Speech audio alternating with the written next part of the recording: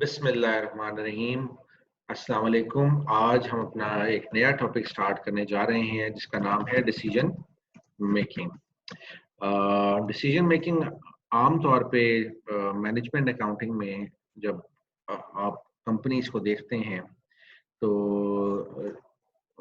बहुत सी चीज़ों में ये डिसीजन जो है कंपनीज लेती हैं, लेकिन मोस्टली जो हम यहाँ पे जिस डिसीजन मेकिंग की बात करेंगे that is related to companies के ऑपरेशंस जो हैं वो उनके अंदर इन्हें मुख्तलिफ किस्म के ऑल्टरनेटिव जो हैं वो मिलते रहते हैं। उन ऑल्टरनेट्स के दरमियान में उन ऑल्टरनेट्स के दरमियान में वैल्यूएशन करनी होती है कि ये ऑल्टरनेट जो है ये हमें ज़्यादा फ़ायदेमंद है या ये ऑल्टरनेट जो है ये हमें ज़्यादा फ़ायदेमंद है। तो 2 या 3 किस्म के अगर ऑल्टरनेट्स आ जाएँ और उनके दरमियान में आपको चूज़ करना हो कि कौन-सा डिसीज़न हमारे लिए बेहतर रहेगा कंपनी के लिए, तो वहाँ पे हम लोग लेते हैं डिसीज़न मेकिंग का सहारा। और अब मैं आपके सामने एक छोटी-सी टाइमलाइन बनाता हूँ ताकि हमें आइडिया हो जाए कि मैं किस चीज़ की बात कर रहा हूँ। तो सिंपली एक अगर मैं मैंने एक ड्रॉ कर दी कंपनी की टाइमलाइन। ये कंपनी की टाइमलाइन है और सपोज ये जब कंपनी स्टार्ट हुई थी तो सेटअप हमने अपना लगाया था और सेटअप के बाद अब राइट नाउ यहाँ पे हम खड़े हुए हैं और हमारे पास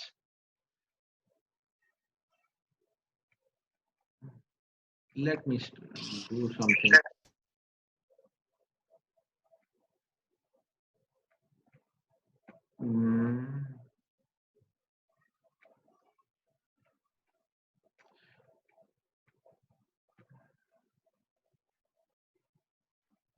Insert lines. Okay.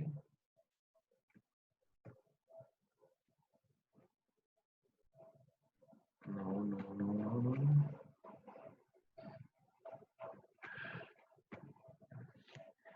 चले जी, मैं आपको इसी तरीके से बता देता हूँ यहाँ से। ये कंपनी की एक टाइमलाइन मैंने ड्रॉ की है। We have to go by the resources जो हम लोगों के पास इस टाइम पे अवेलेबल हैं और उसी हिसाब से हमें चलना है। ये टाइमलाइन थी जी और एट दिस स्टेज टाइमलाइन ये होता है कि over the period of time what you have done. आपने अगर कंपनी का स्टार्ट सेटअप किया है 5 साल पहले, तो ये 5 ईयर्स की टाइमलाइन है। ये year 1, year 2, year 3, year 4, year 5 इस तरीके से हम इसको डिवाइड करते हैं कि ईयर 1 आपको आपने क्या-क्या अचीवमेंट की है, क्या-क्या रिटर्न्स आए हैं आपके।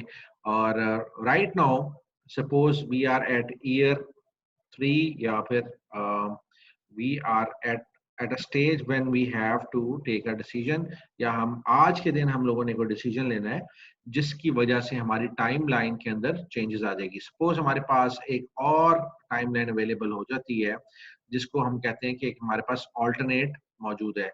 ये एक ऑल्टरनेट आ जाएगा, उसके बाद एक और ऑल्टरनेट अ, हमारे पास मौजूद है, ऑल्टरनेट 1, ऑल्टरनेट 2।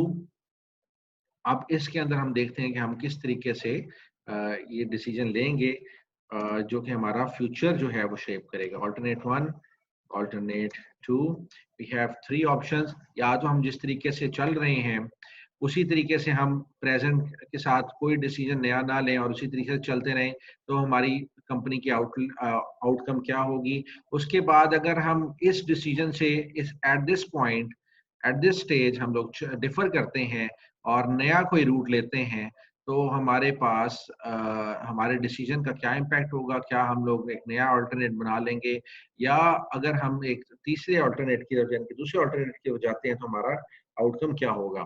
खैर, अगर हम प्रेजेंट स्टेज पे देखें तो हम आइडिया लगाएंगे कि which alternate decision which we take for our company is beneficial for us. इसमें अगर आप फाइनेंस की एग्जांपल लेते हैं तो सपोज एक डिसीजन है जिसमें आपको रिटर्न आ रहा है 13%।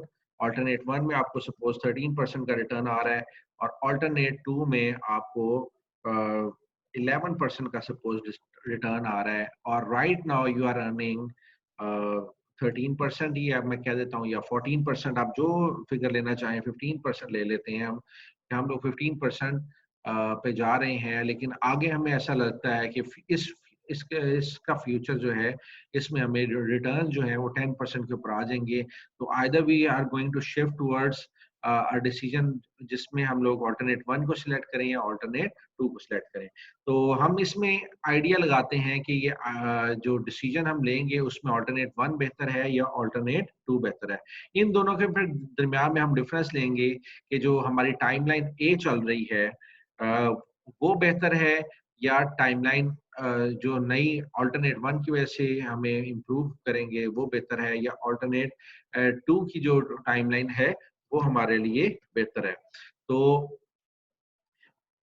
अब जब हम डिसीजन लेंगे, we are at this stage, इस प्रेजेंट स्टेज के बाद से जो भी हम डिसीजन लेंगे, these are the decisions which are relevant decisions. इनको हम कहते हैं रेलिवेंट डिसीजंस, या इससे रिलेटेड जितनी भी कॉस्ट होगी वो हमारी रेलिवेंट कॉस्ट होगी। और इससे पहले जो भी कॉस्ट हम लोग इनकर कर चुके हुए हैं, इस डिसीजन से पहले जो हमारी हिस्ट्री में कॉस्ट थी, हम लोगों ने हिस्ट्री में बेयर की थी, या हमारी पुरानी कॉस्ट थी, वो हमारी इररेलेवेंट कॉस्ट हो जाएंगी।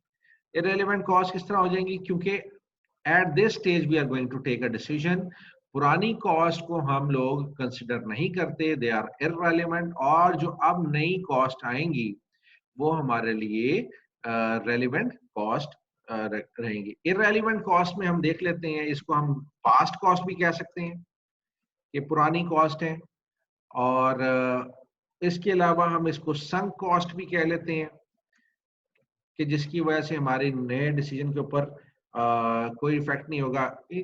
इम्पैक्ट क्यों नहीं होगा? We can not change these past cost, हम इसके ऊपर कोई चेंजेस नहीं कर सकते, और they are not going to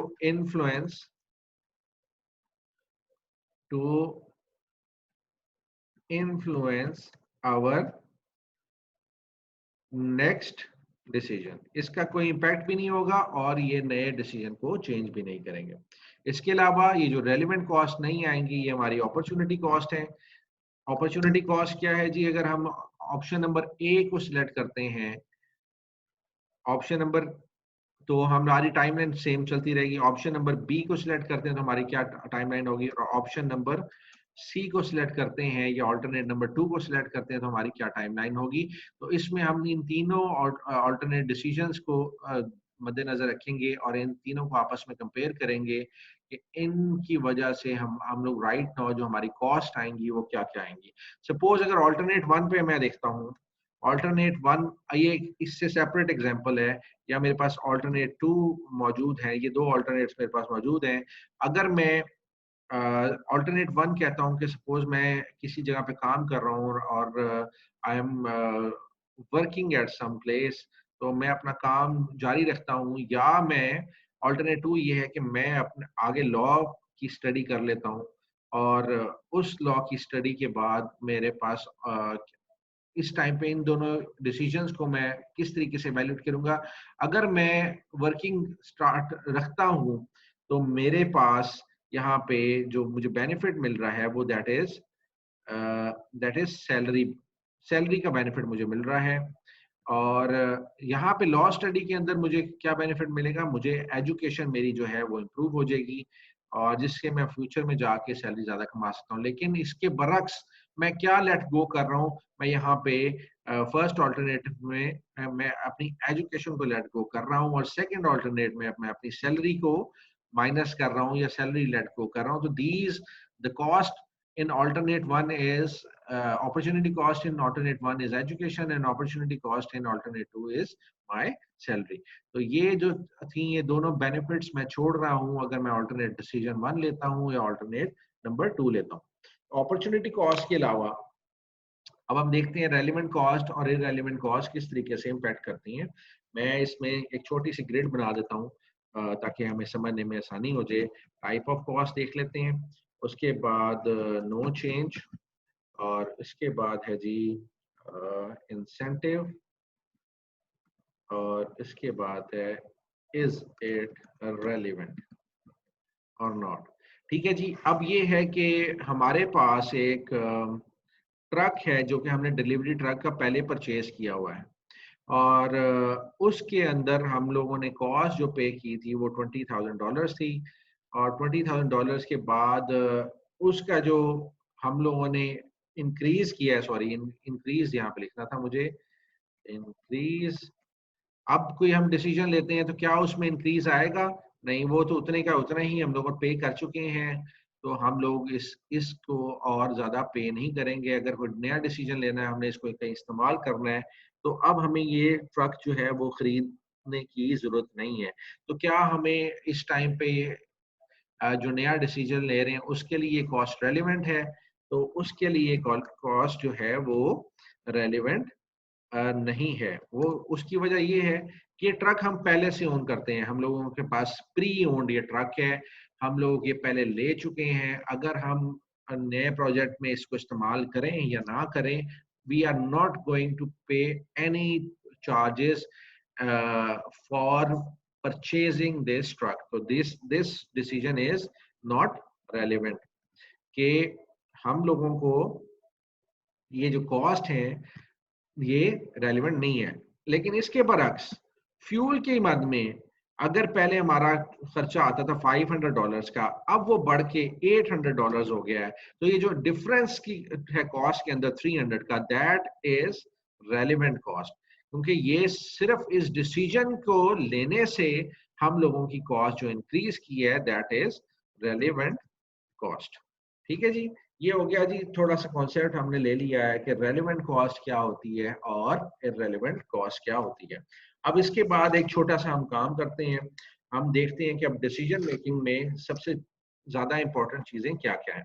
अब डिसीजन मेकिंग के अंदर सबसे इंपॉर्टेंट तीन चीजें हैं। सबसे पहले फर्स्ट वन इज कि आपकी कॉस्ट शीट बनानी आपको आती हो। कॉस्ट शीट से मुराद क्या है जी? कॉस्ट शीट से मुराद वही है जो आप बिल्कुल समझ रहे हैं, कि हमें चीजों की कॉस्ट कैलकुलेट करनी आती हो, हमें पता हो कि how to record the cost, how to calculate the cost, calculate the cost, और कॉस्ट की एलोकेशन हमने किस तरीके से करनी है, हमें तमाम चीजें आनी चाहिए। उसके बाद हमें बजटरी कंट्रोल का पता होना चाहिए। बजटरी कंट्रोल के अंदर हमने बजट्स बनाना सीख लिए हैं, हमें पता है कि सेल्स का बजट कैसे बनाना है, डिस्पर्समेंट्स का बजट कैसे बनाना है। इसके बाद हमें कॉस्ट सॉरी रॉ मटेरियल और मटेरियल की प्रोडक्शन का बजट भी बनाना आता है। उसके बाद हमें डायरेक्ट लेबर का, मैन्युफैक्चरिंग ओवरहेड का बजट भी बनाना आता है। हमें तमाम बजट्स हमने बनाने सीख ली हैं। सिर्फ दो बजट्स हमने सीखे, फ्लेक्सिबल और फिक्स बजट। वो हमारे अभी कोर्स के स्कोप में नहीं है, इस वजह से we are not going to discuss those budgets. अब हम थर्ड चीज जो हमें आती है, हमें आनी चाहिए, वो है मार्जिनल कॉस्टिंग हमें आनी चाहिए। मार्जिनल कॉस्टिंग किस तरीके से करते हैं, and we have already done marginal and absorption costing. Just going to give a small overview of marginal costing. Marginal costing में we divide the cost of the product into two categories. Costing जब भी हम करते हैं इसमें तो दो चीजों में हम डिवाइड कर देते हैं कॉस्ट को। A first is variable cost, all the expenses are divided into variable और फिक्स्ड कॉस्ट। ठीक है जी। फिक्स्ड कॉस्ट और वेरिएबल कॉस्ट में हम लोग इसमें डिवाइड कर देते हैं। जब हम सेल्स में से माइनस करते हैं वेरिएबल एक्सपेंसेस, तो हमारे पास आ जाती कंट्रीब्यूशन मार्जिन, और कंट्रीब्यूशन मार्जिन के बाद जो हम जब इसके बाद फिक्स्ड एक्सपेंसेस इसमें से माइनस करते हैं, तो तब हमारे पास आ जाती है नेट इनकम। तो अब हमारे पास क्या करना है कि हम we are going to make decision. Decision making we consider on the changes which occur due to our decision. हमने सिर्फ उन चेंजेस को लेना है जिसकी वजह से कोई चेंज आती है, सिर्फ उन चेंजेस को हमने मद्देनजर रखना है। Most of the cases we know that fixed cost will remain the same, तो हमारा डिसीजन लेने की वजह से कौन सी कॉस्ट चेंज होगी? हमारा डिसीजन लेने की वजह से मोस्ट प्रोबेबली वेरिएबल कॉस्ट के अंदर फर्क आता है, तो हम वेरिएबल कॉस्ट को ज्यादा कंसिडर करेंगे, फिक्स्ड कॉस्ट को एज इट इज ले लेंगे। और कोई भी ऐसी वैल्यू जिसके ऊपर चेंज आए हमारे डिसीजन लेने की वजह से, तो हम उस अमाउंट को या उस चीज को हम कंसिडर करते हैं। इसकी एक एग्जांपल ले लेते हैं। एग्जांपल के अंदर, एग्जांपल फॉर, हम लोग सेल्स कर रहे हैं 60,000 यूनिट्स की at the rate of 10 per unit, और हमारी टोटल सेल्स है जी कितनी बन जाएगी जी? ये बन जाएगी 600, ये बन जाएगी 600,000 जो है हमारी सेल्स बन जाएगी। ये सेल्स है जी 60,000 यूनिट्स की एट द रेट ऑफ 10, और टोटल सेल हमारी बन गई 60,000 यूनिट्स की। ठीक है जी। और हमारे वेरिएबल एक्सपेंसेस हैं जी, वेरिएबल एक्सपेंसेस, वेरिएबल एक्सपेंसेस हैं जी एट द रेट ऑफ 5, तो टोटल कितने बन जाएंगे? ये जी यूनिट्स मैं लिख देता हूँ जी, 60,000 यूनिट्स हैं, 60,000 यूनिट्स हैं, तो एट द रेट ऑफ 5 हमारा, इसको मैं यहाँ पे लिख देता हूँ 60,000। ठीक है जी। तो हमारा सेल्स हो गई जी 5 इंटू 60,000 करेंगे जी, हमारे वेरिएबल एक्सपेंसेस निकल आए, that is 3 lakh. Variable expenses को हमने माइनस कर दिया जब, तो हमारे पास सेल्स की अमाउंट में से जब वेरिएबल एक्सपेंसेस माइनस करेंगे तो हमारे पास कितने आ गए जी? वेरिएबल कॉस्ट भी कर कह सकते हैं आप इसको, बल्कि वही कहेंगे हम, वेरिएबल कॉस्ट को हम माइनस करेंगे तो हमारे पास कितने आ गए? 3 लाख रुपीज जो आ गया हमारे पास, इसको हम कंट्रीब्यूशन मार्जिन का नाम देते हैं, और दिस इज कंट्रीब्यूशन मार्जिन। अच्छा जी, अब क्या है जी, हमें प्रॉफिट हुआ है, प्रॉफिट अभी हमने नहीं निकाला, हम देखते हैं जी हमारी फिक्स्ड कॉस्ट कितनी है। फिक्स्ड कॉस्ट हमें निकल के आई जनाब 2 लाख थी। ये तमाम की तमाम मैं अज्यूम कर रहा हूँ। तो अब हमारे पास नेट प्रॉफिट निकल के आ गया, तो नेट प्रॉफिट कितना है जी? Net profit is 100,000। ये था जी आम आम रूटीन में हमारा काम चल रहा था। हमारे पास एक मशीन है जो कि हम इस काम को परफॉर्म करने के लिए इस्तेमाल कर रहे हैं। उस मशीन की जो प्रोडक्शन कैपेसिटी है, that that is that is 100,000 units. ठीक है जी। ये 100,000 यूनिट्स प्रोड्यूस करती है, और right now we are running it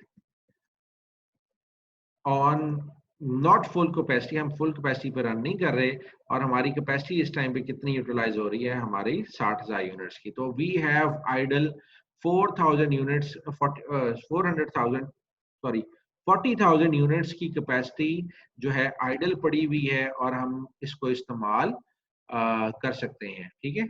और आइडल पड़ी, अच्छा जी, इसको हम इस्तेमाल कर सकते हैं 40,000 यूनिट्स को। हमारे पास suppose out of the country एक ऑर्डर आ जाता है कि आप हमें ये 40,000 जो प्रोडक्ट्स है आपने बना के देने हैं, और ये जो 40,000 जो प्रोडक्ट्स बना के देने हैं, ये हम क्या इजीली डिसीजन ले सकते हैं कि हम इसको बना लें? जी, हम इसको इजीली बना सकते हैं, लेकिन इसके अंदर हमने 2 या 3 चीजें मद्देनजर रखनी है। फर्स्ट ऑफ ऑल, हम ये देखेंगे कि हमारे पास जो पहले हम यूनिट्स बना रहे हैं उसकी कॉस्ट कितनी है। ठीक है। उसकी कॉस्ट हम किस तरीके से निकालेंगे? हम लोग देखते हैं जी हमारी वेरिएबल कॉस्ट कितनी आ रही है पर यूनिट, वो हम उसके लिए क्या करेंगे? 3,000 को डिवाइड, वेरिएबल कॉस्ट को देखते हैं हम हमारी कितनी आ रही है, सॉरी, हम लोग देखते हैं कॉस्ट पर यूनिट कितनी आ रही है। कॉस्ट पर यूनिट हमारी कितनी आई है? Cost per unit is equal to 500,000, 500,000 divided by 60,000। तो हम लोगों ने जब कॉस्ट निकाली तो दैट इज अराउंड अबाउट 8.33। 500,000 कहाँ से आया? ये मैंने 300,000 को प्लस किया है, इसमें ऐड किया है मैंने variable cost plus fix cost, that is equal to 500,000। 500,000 को मैंने नंबर ऑफ यूनिट्स प्रोड्यूस्ड पे डिवाइड किया तो मुझे पर यूनिट कॉस्ट निकल के आ गई है, दैट इज 8.33। अब मुझे पता चल गया कि मेरी अभी जो मैं यूनिट प्रोड्यूस कर रहा हूँ उसकी पर यूनिट कॉस्ट कितनी है, दैट इज 8.33 पर यूनिट। अब मुझे ये चीज मालूम हो गई।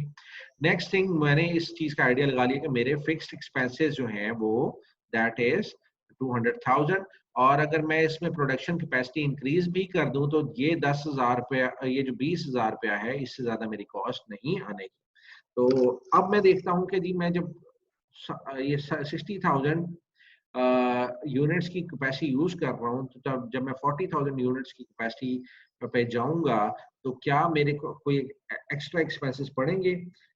तो जवाब मिलता है नहीं जी, हमें कोई जरूरत नहीं है, हमारे कोई फिक्स एक्सपेंसेस नहीं बढ़ेंगे, सिर्फ हमारे वेरिएबल एक्सपेंसेस बढ़ेंगे। तो इस केस के अंदर अगर मुझे जिस बंदे ने मुझे ऑर्डर दिया है वो मुझे कहता है जनाब मैं आपसे 40,000 प्रोडक्ट लूंगा, लेकिन मैं उसकी कॉस्ट, क्योंकि मैं इतनी ज्यादा बल्क में परचेजेस कर रहा हूं, तो मैं आपको 6 रुपीज या 6 रुपीज पर यूनिट में आपको इसकी कॉस्ट दूंगा। आपकी 40,000 यूनिट्स में ले लूंगा, लेकिन मैं उसे पे करूंगा 6 रुपए के हिसाब से। हम इसको कंपेयर करते हैं इस 6 रुपए को 8.33 के हिसाब से, तो हमें पता चलता है कि हम तो इसमें लॉस में जा रहे हैं। राउंड अबाउट कितना लॉस है जी? 8.33 में से हमने अगर जब 6 रुपीज को लेस किया तो हमारे पास 2.33 का लॉस आ रहा है पर यूनिट पे। तो क्या हमें ये डिसीजन लेना चाहिए या नहीं लेना चाहिए? Most of the students will say कि सर ये डिसीजन, या बहुत से स्टूडेंट ऐसा कहेंगे कि हमें ये डिसीजन नहीं लेना चाहिए, हम लोगों को अपना जो प्रोडक्शन कर रहे हैं वो हमें करते रहना चाहिए। ये मेरे जज्बाती स्टूडेंट ने नो भी लिख दिया है। तो लेकिन इसको हम कंपेयर करेंगे, आया कि ये खर्चे वाकई 2 पॉइंट हमें लॉस हो रहा है 2.33 यूनिट पर यूनिट का, या हमें इसमें कोई फायदे वाली चीज भी नजर आ रही है। तो हम देखते हैं जी, अगर हम न्यू प्रोडक्शन करते हैं 40,000 यूनिट्स की, प्रोडक्शन हम 40,000 यूनिट्स की करते हैं तो हमारी कॉस्टिंग क्या आएगी? हम 60,000 यूनिट्स भी बना रहे हैं और अब हम 40,000 यूनिट्स उसके साथ में बनाएंगे। पहले हमें नेट प्रॉफिट हो रहा था 1 लाख का, अब हम देखते हैं जी हमने जब 40,000 यूनिट्स प्रोड्यूस किए तो हमारी सेल किस प्राइस पे हुई है? 6 रुपीज के हिसाब से हुई है। कितने के हिसाब से हुई है? 6 रुपीज पर यूनिट के हिसाब से हुई है ना। तो हम क्या करेंगे जी, is equal to 40,000 units multiply पे हम इसको कर देंगे 6, तो हमारे पास आ गया 2,40,000 की नई सेल हमने की है। इसमें वेरिएबल एक्सपेंसेस कितने होंगे? वेरिएबल एक्सपेंसेस होंगे हमारे 40,000, मल्टीप्लाई बाय करेंगे हम 5 के साथ, variable expenses will not change. और हम जब इसको डिवाइड करेंगे तो माइनस करेंगे, सॉरी, तो हमारे पास अखराजात निकल के जो अमाउंट निकल के आएगी कंट्रीब्यूशन मार्जिन के अंदर, वो निकल के आएगी 40,000 की। अब आ जाती जी फिक्स्ड कॉस्ट।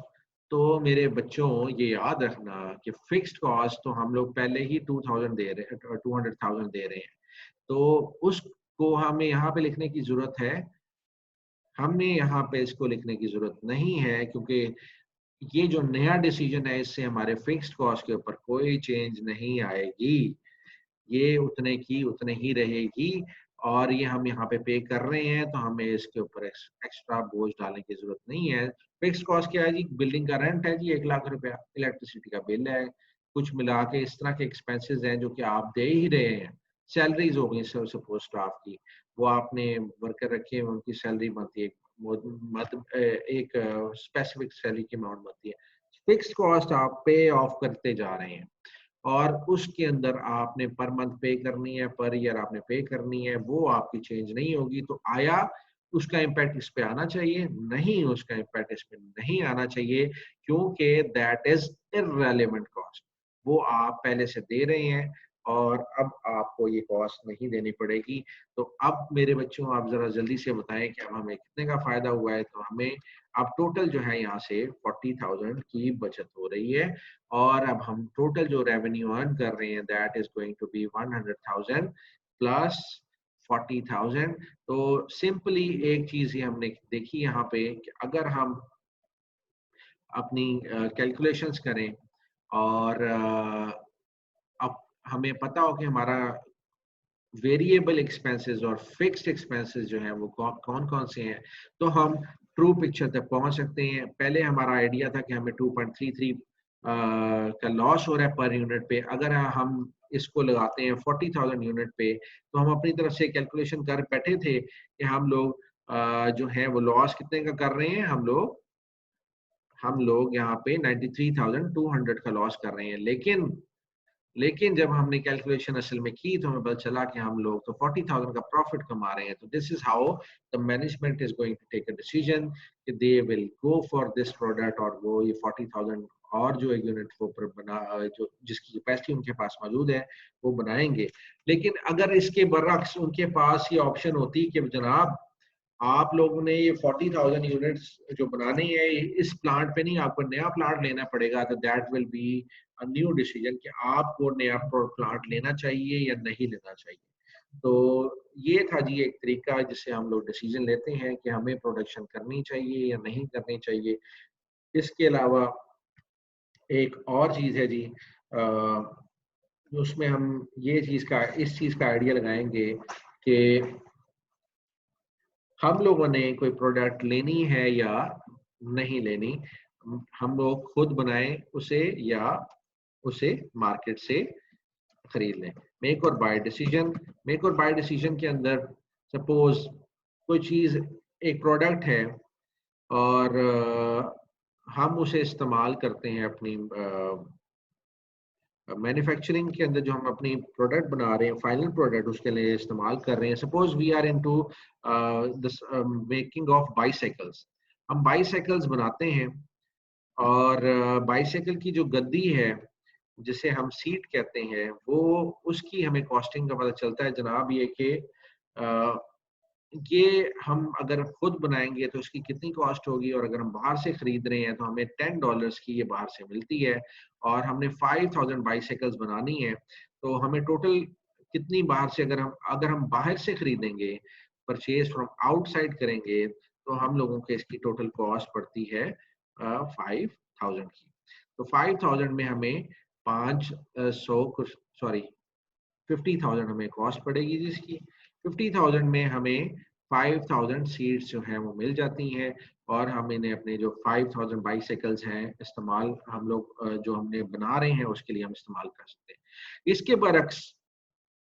इसके बरक्स अगर हम देखें तो हम अपने प्रोडक्शन डिपार्टमेंट से इसका एस्टिमेशन लेते हैं, तो वो कहते हैं कि सर डायरेक्ट मटेरियल लगेगा इसके लिए 21,000 का, डायरेक्ट लेबर लगेगी इसमें हमारी 15,000 की, और वेरिएबल फैक्ट्री ओवरहेड जो है वो हमारा लगेगा, वेरिएबल ओवरहेड तकरीबन हमारा लग जाएगा 10,000 का।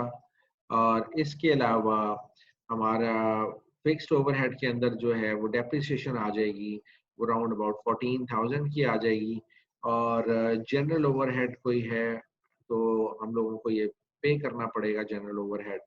ओवरहेड के एक्सपेंसेस में हम लोगों ने 20,000 जनरल एक्सपेंसेस या फिक्स एक्सपेंसेस है वो हमें 20,000 के अदा करने पड़ेंगे। तो अगर मैं इन तमाम अमाउंट्स का टोटल लेता हूँ तो that comes to round about 80,000 के करीब आ जाता है। लेकिन आना चाहिए था इसे 14,000, और ये 20,000 कितना आ गया जी, 21 + 15 हो गया जी 20, 2, 3, 4, 5, 6, 7, हाँ जी ये 80,000 आ गया।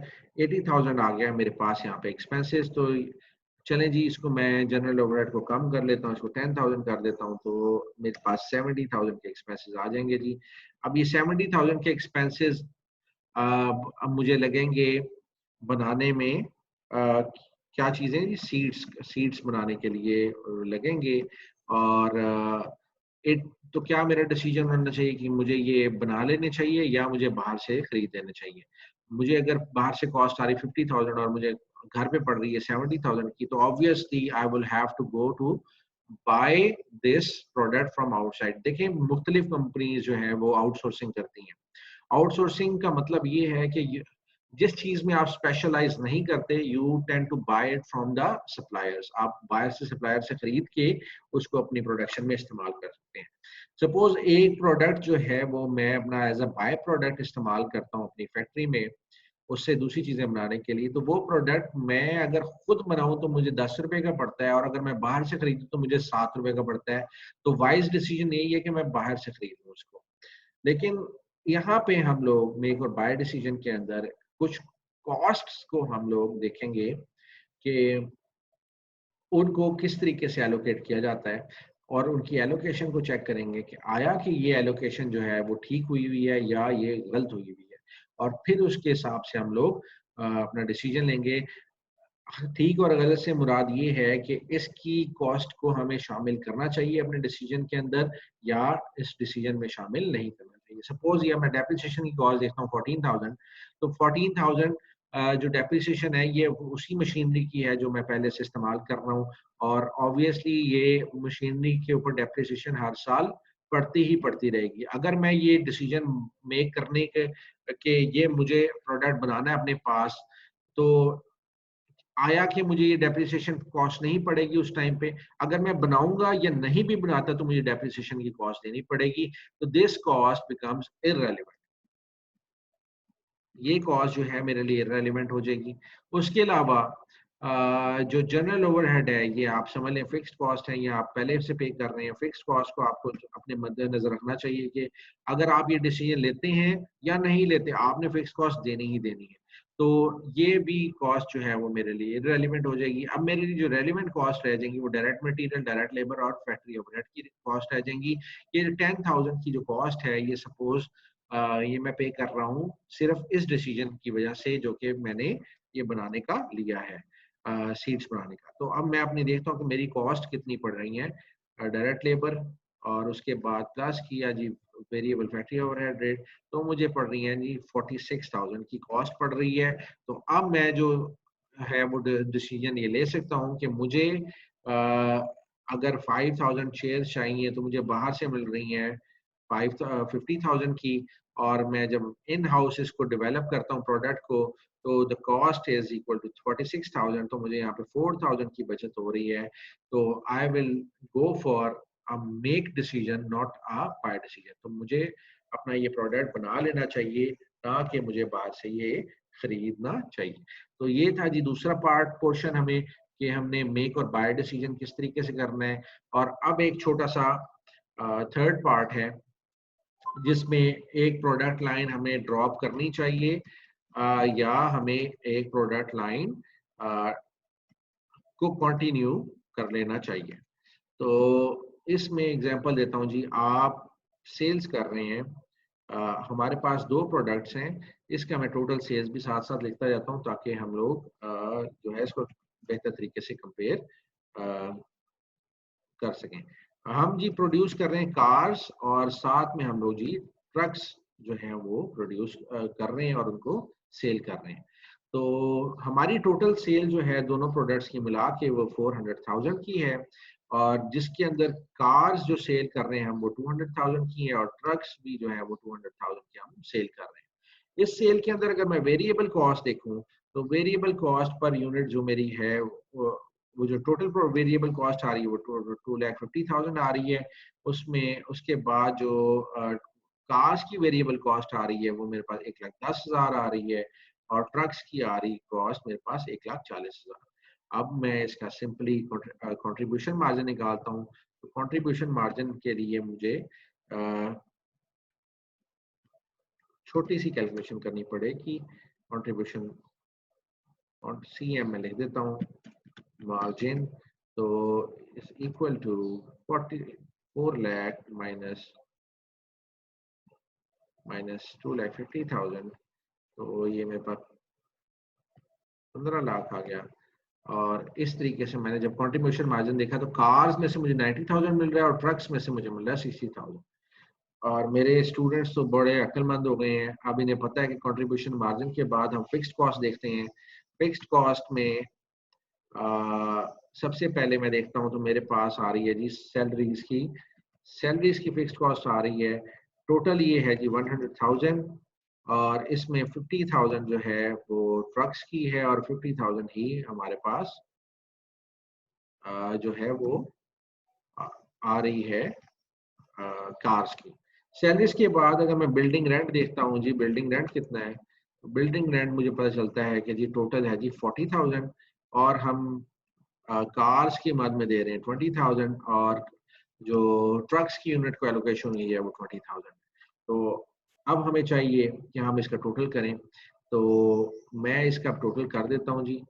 इसको कंट्रोल यू करते हैं, नो नो कंट्रोल जी, और सिंपली इस अमाउंट को हम लोगों ने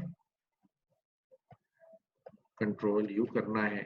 अब इज इक्वल टू क्या अमाउंट्स हैं जी, हम लोगों ने 1,50,000 में से माइनस करेंगे 10 लाख और फिर माइनस करेंगे 40,000 सॉरी, तो मेरे पास ये अमाउंट आई 10,000 की। और अगर मैं देख रहा हूँ यहाँ पे कैलकुलेशन करके, तो कार्स के यूनिट में मुझे 20,000 की बचत हो रही है, लेकिन इसके ऑल्टरनेट डिसीजन जो मेरे पास ट्रक्स का है, वो ट्रक को अगर मैं देखता हूँ तो ट्रक के अंदर मुझे लॉस हो रहा है 10,000 का।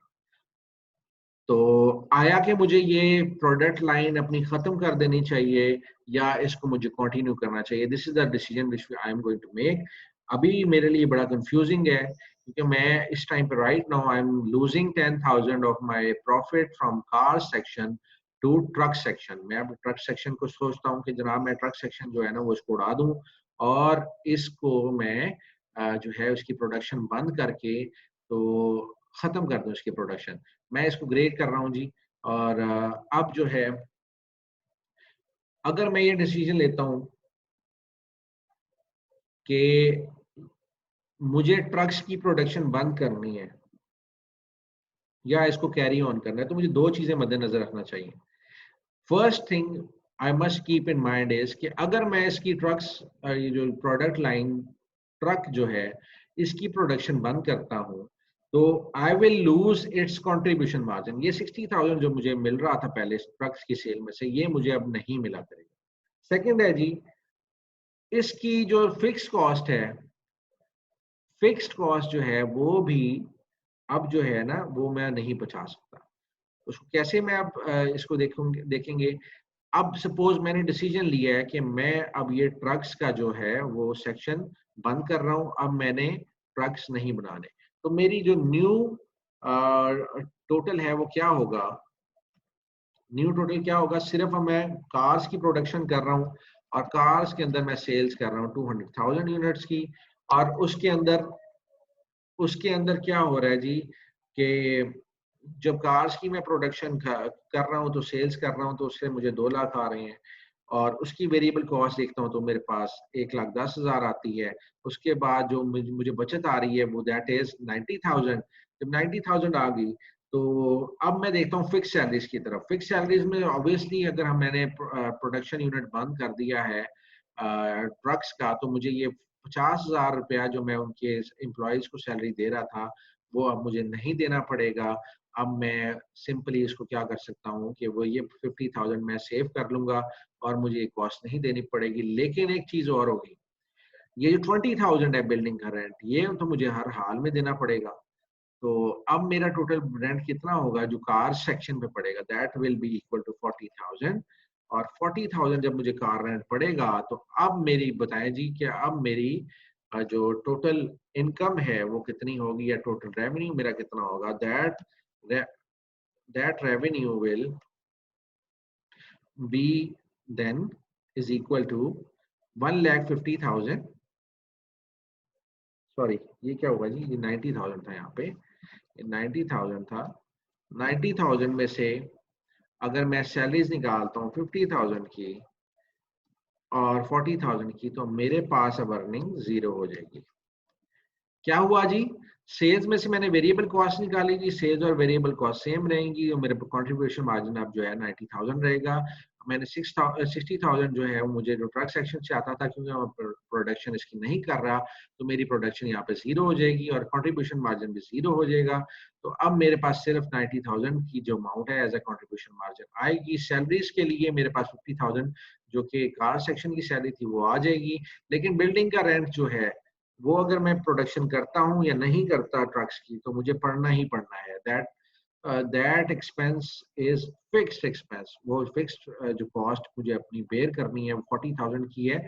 मैंने एलोकेशन की हुई थी 20,000 कार सेक्शन को, 20,000 की ट्रक सेक्शन को, लेकिन in this case I have to pay 40,000 क्योंकि किराया तो आपको देना ही पड़ेगा। तो जब हमने अपना नेट इम्पैक्ट देखा तो हमारे पास 0 का इम्पैक्ट आ रहा था। तो हम अब अपना जो प्रॉफिट जो था अपनी तरफ से समझ रहे थे कि हमें कार सेक्शन में 20,000 का प्रॉफिट हो रहा है, लेकिन अल्टीमेटली हमें इस चीज का आइडिया हुआ कि अगर हम ट्रक्स की प्रोडक्शन बंद कर देंगे तो हमें कार्स में भी कोई प्रॉफिट नहीं होगा। तो इसलिए what will be our decision, we will continue to produce our trucks section का जो है काम हम अपना जारी रखेंगे, और अब हम इस ट्रक सेक्शन को बंद नहीं करेंगे, क्योंकि अगर हम इसको बंद करते हैं तो हमारा प्रॉफिट जो है वो 0 हो जाता है। So this is all from today's lecture. If you have any question, you can ask me.